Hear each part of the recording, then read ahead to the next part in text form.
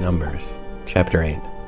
Adonai said to Moshe, "Tell Aharon, when you set up the lamps, the 7 lamps are to cast their light forward in front of the menorah." Aharon did this. He lit its lamps so as to give light in front of the menorah, as Adonai had ordered Moshe. Here is how the menorah was made. It was hammered gold from its base to its flowers, hammered work following the pattern Adonai had shown Moshe. This is how he made the menorah. Adonai said to Moshe, "Take the Levi'im from among the people of Israel and cleanse them. Here is how you are to cleanse them. Sprinkle the purification water on them. Have them shave their whole body with a razor, and have them wash their clothes and cleanse themselves. Then they are to take a young bull with its grain offering, which is to be fine flour mixed with olive oil, while you take another bull for a sin offering. You are to present the Levi'im in front of the tent of meeting, and assemble the entire community of the people of Israel. You will present the Levi'im before Adonai. The people of Israel will lay their hands on the Levi'im, and Aharon will offer the Levi'im before Adonai as a wave offering from the people of Israel, so that they may do Adonai's service. The Levi'im will lay their hands on the heads of the bulls. The one you will offer as a sin offering, and the other as a burnt offering to Adonai, to make atonement for the Levi'im. You are to place the Levi'im before Aharon and his sons, and offer them as a wave offering to Adonai. In this way you will separate the Levi'im from the people of Israel, and the Levi'im, Levites, will belong to me. After that the Levi'im will enter and do the service of the tent of meeting. You will cleanse them and offer them as a wave offering, because they are entirely given to me from among the people of Israel. I have taken them for myself in place of all those who come first out of the womb, that is, the firstborn males of the people of Israel. For all the firstborn among the people of Israel are mine, both humans and animals. On the day I struck all the firstborn in the land of Egypt, I set them apart for myself. But I have taken the Levi'im in place of all the firstborn among the people of Israel, and I have given the Levi'im to Aharon and his sons from among the people of Israel, to do the service of the people of Israel in the tent of meeting, and to make atonement for the people of Israel, so that no plague will fall on the people of Israel in the consequence of their coming too close to the sanctuary. This is what Moshe, Aharon, and all the community of the people of Israel did to the Levi'im. The people of Israel acted in according with everything that Adonai had ordered Moshe in regard to the Levi'im. The Levi'im purified themselves and washed their clothes. Then Aharon offered them as a holy gift before Adonai, and made atonement for them in order to cleanse them. After that the Levi'im came to do their service in the tent of meeting, in front of Aharon and his sons. They acted in accordance with Adonai's orders to Moshe in regard to the Levi'im. Adonai said to Moshe, "Here are instructions concerning the Levi'im. When they reach the age of 25, they are to begin performing their duties serving in the tent of meeting. And when they reach the age of 50, they are to stop performing this work and not serve any longer. They will assist their brothers who are performing their duties in the tent of meeting, but they themselves will not do any of the work. This is what you are to do with the Levi'im in regard to their duties." End of Numbers, chapter 8. Numbers, chapter 9. Adonai spoke to Moshe in the Sinai desert in the first month of the 2nd year, after they had left the land of Egypt. He said, "Let the people of Israel observe Pesach at its designated time. On the 14th day of this month, at dusk, you are to observe it at its designated time. You are to observe it according to all its regulations and rules." Moshe told the people of Israel to observe Pesach. So they observed Pesach at dusk on the 14th day of the month in the Sinai desert. The people of Israel acted in accordance with all that Adonai had ordered Moshe. But there were certain people who had become unclean because of someone's corpse, so that they could not observe Pesach on that day. So they came before Moshe and Aharon that day and said to him, "We are unclean because of someone's corpse. But why must we be kept from bringing the offering for Adonai at the time designated for the people of Israel?" Moshe answered them, "Wait, so that I can hear what Adonai will order concerning you." Adonai said to Moshe, "Tell the people of Israel, if any of you now or in future generations is unclean because of a corpse, or if he is on a trip abroad, nevertheless he is to observe Pesach. But he will observe it in the 2nd month on the 14th day at dusk. They are to eat it with matzah and maror. They are to leave none of it until morning, and they are not to break any of its bones. They are to observe it according to all the regulations of Pesach. But the person who is clean and not on a trip who fails to observe Pesach will be cut off from his people, because he did not bring the offering for Adonai at its designated time. That person will bear the consequences of his sin. If a foreigner is staying with you and wants to observe Pesach for Adonai, he is to do it according to the regulations and rules of Pesach. You are to have the same law for the foreigner as for the citizen of the land. On the day the tabernacle was put up, the cloud covered the tabernacle, that is, the tent of the testimony, and in the evening over the tabernacle was what appeared to be fire, which it remained until morning. So the cloud always covered it, and it looked like fire at night. Whenever the cloud was taken up from above the tent, the people of Israel continued their travels, and they camped wherever the cloud stopped. At the order of Adonai, the people of Israel traveled. At the order of Adonai, they camped. And as long as the cloud stayed over the tabernacle, they stayed in camp. Even when the cloud remained on the tabernacle for a long time, the people of Israel did what Adonai had charged them to do and did not travel. Let me repeat that. Verse 19. Even when the cloud remained on the tabernacle for a long time, the people of Israel did what Adonai had charged them to do and did not travel. Sometimes the cloud was a few days over the tabernacle, according to Adonai's order. They remained in camp, and according to Adonai's order they traveled. Sometimes the cloud was there only from evening until morning, so that when the cloud was taken up in the morning they traveled. Or even if it continued both day and night, when the cloud was up they traveled. Whether it was 2 days, a month, or a year that the cloud remained over the tabernacle, staying on it, the people of Israel remained in camp and did not travel, but as soon as it was taken up they traveled. At Adonai's order they camped, and at Adonai's order they traveled. They did what Adonai had charged them to do through Moshe. End of Numbers, chapter 9. Numbers, chapter 10. Adonai said to Moshe, "Make 2 trumpets, make them of hammered silver. Use them for summoning the community and for sounding the call to break camp and move on. When they are sounded, the entire community is to assemble before you at the entrance to the tent of meeting. If only one is sounded, then just the leaders, the heads of the clans of Israel, are to assemble before you. When you sound an alarm, the camps to the east will commence traveling. When you sound a second alarm, the camps to the south will set out. They will sound alarms to announce when to travel. However, when the community is to be assembled, you are to sound, but don't sound an alarm.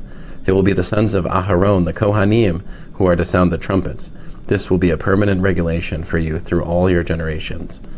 When you go to war in your land against an adversary who is oppressing you, you are to sound an alarm with the trumpets. But then you will be remembered before Adonai your God, and you will be saved from your enemies. Also on your days of rejoicing, at your designated times, and on Rosh Hodesh, you are to sound the trumpets over your burnt offerings and over the sacrifices of your peace offerings. These will be a reminder before God. I am Adonai your God. On the 20th day of the 2nd month of the 2nd year, the cloud was taken up from over the tabernacle of the testimony, and the people of Israel moved in stages from the Sinai desert. The cloud stopped in the Paran desert. So they set out on their first journey, in keeping with Adonai's order through Moshe. In the lead was the banner of the camp of the descendants of Yehuda, whose companies moved forward. Over his company was Nachshon, the son of Aminadav. Over the company of the tribe of the descendants of Yissachar was Natanel, the son of Zuar. Over the company of the descendants of Zebulun was Eliav, the son of Helon. Then the tabernacle was taken down, and the descendants of Gershon and the descendants of Merari set out, carrying the tabernacle. Next, the banner of the camp of Reuven moved forward by companies. Over his company was Elitzur, the son of Shediur. Over the company of the tribe of the descendants of Shimon was Shlumiel, the son of Zurishaddai. Over the company of the descendants of Gad was Eliasaph, the son of Deuel. Then the descendants of Kahat set out, carrying the sanctuary, so that at the next camp the tabernacle could be set up before they arrived. The banner of the camp of the descendants of Ephraim moved forward by companies. Over his company was Elishama, the son of Amihud. Over the company of the tribe of the descendants of Manasseh was Gamliel, the son of Pedatsur. Over the company of the descendants of Binyamin was Avidan, the son of Gidoni. The banner of the camp of the descendants of Dan, forming the rear guard for all the camps, moved forward by companies. Over his company was Achiezer, the son of Ammishaddai. Over the company of the tribe of the descendants of Asher was Pagiel, the son of Okran. Over the company of the descendants of Naphtali was Achira, the son of Enan. This is how the people of Israel traveled, by companies. Thus they moved forward. Moshe said to Hovav, the son of Reuel the Midiani, Moshe's father-in-law, "We are traveling to the place about which Adonai said, 'I will give it to you.' Come with us, and we will treat you well, because Adonai has promised good things to Israel." But he replied, "I will not go. I would rather go back to my own country and my own kinsmen." Moshe continued, "Please don't leave us, because you know that we have to camp in the desert, and you can serve as our eyes. If you do go with us, then whatever good Adonai does for us, we will do the same for you." So they set out from Adonai's mountain and traveled for 3 days. Ahead of them on this 3-day journey went the ark of Adonai's covenant, searching for a new place to stop. The cloud of Adonai was over them during the day as they set out from the camp. When the ark moved forward, Moshe said, "Arise, Adonai, may your enemies be scattered, let those who hate you flee before you." When it stopped, he said, "Return, Adonai of the many, many thousands of Israel." End of Numbers, chapter 10. Numbers, chapter 11. But the people began complaining about their hardships to Adonai. When Adonai heard it, his anger flared up, so that fire from Adonai broke out against them and consumed the outskirts of the camp. Then the people cried to Moshe. Moshe prayed to Adonai, and the fire abated. That place was called Tabernacle, burning, because Adonai's fire broke out against them. Next, the mixed crowd that was with them grew greedy for an easier life, while the people of Israel, for their part, also renewed their weeping and said, "If only we had meat to eat. If we remember the fish we used to eat in Egypt, it cost us nothing, and the cucumbers, the melons, the leeks, the onions, the garlic. But now we're withering away. We have nothing to look at but this manna." The manna, by the way, was like coriander seed and white like gum resin. The people would go around gathering it and would grind it up in mills or pound it to paste with mortar and pestle. Then they would cook it in pots and make it into loaves that tasted like cakes baked with olive oil. When the dew settled on the camp during the night, the manna came with it. Moshe heard the people crying, family after family, each person at the entrance to his tent. The anger of Adonai flared up violently, and Moshe too was displeased. Moshe asked Adonai, "Why are you treating your servants so badly? Why haven't I found favor in your sight, so that you put the burden of this entire people on me? Did I conceive this people? Was I their father, so that you tell me, 'Carry them in your arms, like a nurse carrying a baby, to the land you swore to their ancestors'? Where am I going to get meat to give to this entire people, because they keep bothering me with their crying and saying, 'Give us meat to eat'? I can't carry this entire people by myself alone. It's too much for me. If you're going to treat me this way, then just kill me outright. Please, if you have any mercy toward me. And don't let me go on being this miserable." Adonai said to Moshe, "Bring me 70 of the leaders of Israel, people you recognize as leaders of the people and officers of theirs. Bring them to the tent of meeting and have them stand there with you. I will come down and speak with you there, and I will take some of the spirit which rests on you and put it on them. Then they will carry the burden of the people along with you, so that you won't carry it yourself alone. Tell the people, 'Consecrate yourselves for tomorrow, and you will eat meat,' because you cried in the ears of Adonai, 'If only we had meat to eat. We had the good life in Egypt.' All right, Adonai is going to give you meat, and you will eat it. You won't eat it just 1 day or 2 days or 5 or 10 or 20 days, but a whole month, until it comes out of your nose and you hate it, because you have rejected Adonai who is here with you, and distressed him with your crying and asking, 'Why did we ever leave Egypt?' But Moshe said, 'Here I am with 600,000 men on foot, and yet you say, I will give them meat to eat for a whole month. If whole flocks and herds were slaughtered for them, would it be enough? If all the fish in the sea were collected for them, would that even be enough?' Adonai answered Moshe, 'Has Adonai's arm grown short? Now you will see whether what I said will happen or not.' Moshe went out and told the people what Adonai had said. Then he collected 70 of the leaders of the people and placed them all around the tent. Adonai came down in the cloud, spoke to him, took some of the spirit that was on him, and put it on the 70 leaders. When the spirit came to rest on them, they prophesied. then, but not afterwards. There were 2 men who stayed in the camp, one named Eldad and the other Medad, and the Spirit came to rest on them. They were among those listed to go out to the tent, but they hadn't done so, and they prophesied in the camp. A young man ran and told Moshe, Eldad and Medad are prophesying in the camp. Yehoshua the son of Nun, who from his youth up had been Moshe's assistant, answered, My lord, Moshe, stop them. But Moshe replied, Are you so zealous to protect me? I wish all of Adonai's people were prophets. I wish Adonai would put his spirit on all of them. Moshe and the leaders of Israel went back into the camp, and Adonai sent out a wind which brought quails from across the sea, and let them fall near the camp, about a day's trip away on each side of the camp and all around it, covering the ground to a depth of 3 feet. The people stayed up all that day, all night, and all the next day, gathering the quails. The person gathering the least collected 10 heaps. Then they spread them out for themselves all around the camp.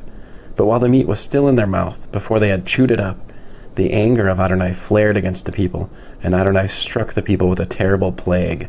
Therefore that place was named Kivrot ha-Ta'ava, graves of greed, because there they buried the people who were so greedy. From Kivrot ha-Ta'ava, the people traveled to Hatzerot, and they stayed at Hatzerot. End of Numbers, chapter 11. Numbers, chapter 12. Miriam and Aharon began criticizing Moshe on account of the Ethiopian woman he had married, for he had in fact married an Ethiopian woman. They said, Is it true that Adonai has spoken only with Moshe? Hasn't he spoken with us too? Adonai heard them. Now this man, Moshe, was very humble, more so than anyone on earth. Suddenly Adonai told Moshe, Aharon, and Miriam, Come out, you 3, to the tent of meeting. The 3 of them went out. Adonai came down in a column of cloud and stood at the entrance to the tent. He summoned Aharon and Miriam, and they both went forward. He said, Listen to what I say. When there is a prophet among you, I, Adonai, make myself known to him in a vision. I speak with him in a dream. But it isn't that way with my servant Moshe. He is the only one who is faithful in my entire household. With him I speak face to face and clearly, not in riddles. He sees the image of Adonai. So why weren't you afraid to criticize my servant Moshe? The anger of Adonai flared up against them, and he left.